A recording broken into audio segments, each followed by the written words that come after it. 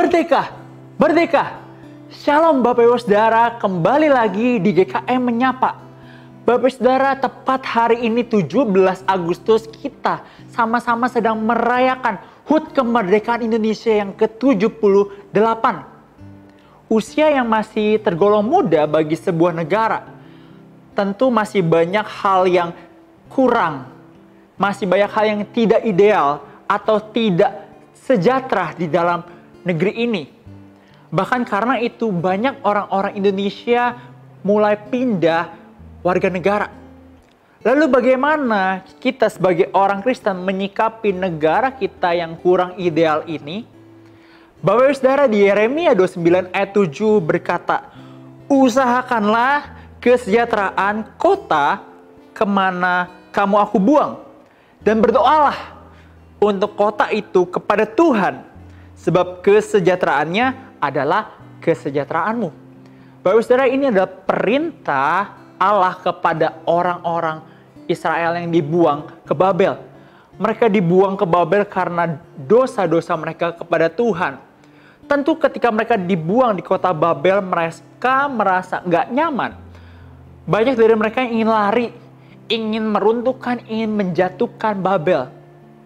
Tapi bukan itu yang Allah mau. Allah pun memerintahkan mereka untuk mengusahakan kesejahteraan di mana mereka dibuang. Di kota mereka saat itu mereka perlu mengusahakan kesejahteraannya, berbuat sesuatu yang bisa membuat kota mereka, tempat tinggal mereka mengalami kesejahteraan. Dimanapun mereka berada, mau itu di kota Babel atau di kota lain, mereka diminta untuk mencari kesejahteraan kota itu.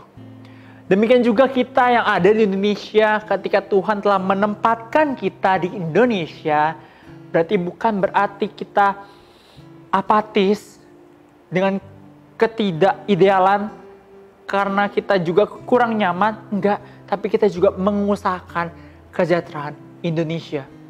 Dan setelah mengusahakan, di ayat selanjutnya berkata, masih di ayat yang sama, kata selanjutnya berkata, berdoalah untuk kota itu kepada Tuhan. Kita mendoakan kota, negara kita kepada Tuhan, apa yang kota atau negara kita perlukan. Kenapa? Kenapa Tuhan meminta kita berdoa?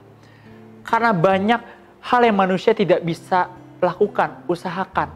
Mereka perlu bergantung pada Tuhan untuk mengusahakan kesejahteraan itu. Karena Tuhanlah yang bisa segalanya. Dan ketika mereka berdoa kepada Tuhan, Tuhan menangkap hati mereka yang mencintai kota itu. Yang mencintai negara itu. Walaupun kita tidak bisa melakukan sesuatu untuk negara kita, tapi kita bisa berdoa untuknya. Kita masih punya harapan, punya keinginan yang baik untuk negara yang kita cintai. Bapak Ibu Saudara, 78 tahun Indonesia telah berdiri. Tentu masih banyak ketidakidealan, masih banyak hal yang bikin kita kurang nyaman di negara ini.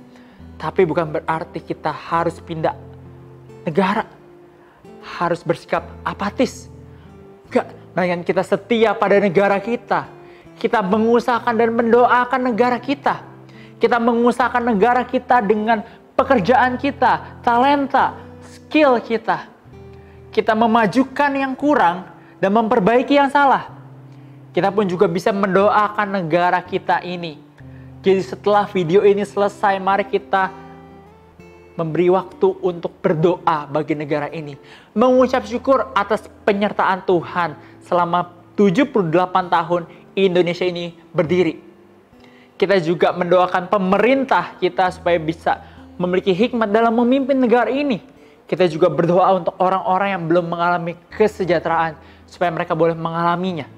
Kita juga berdoa buat orang-orang yang belum percaya Tuhan di Indonesia ini supaya mereka boleh mengenal Tuhan dan percaya.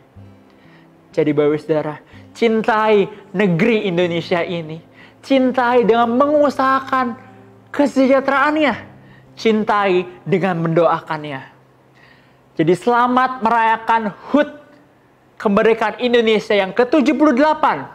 Indonesia maju, Indonesia merdeka. Tuhan Yesus memberkati.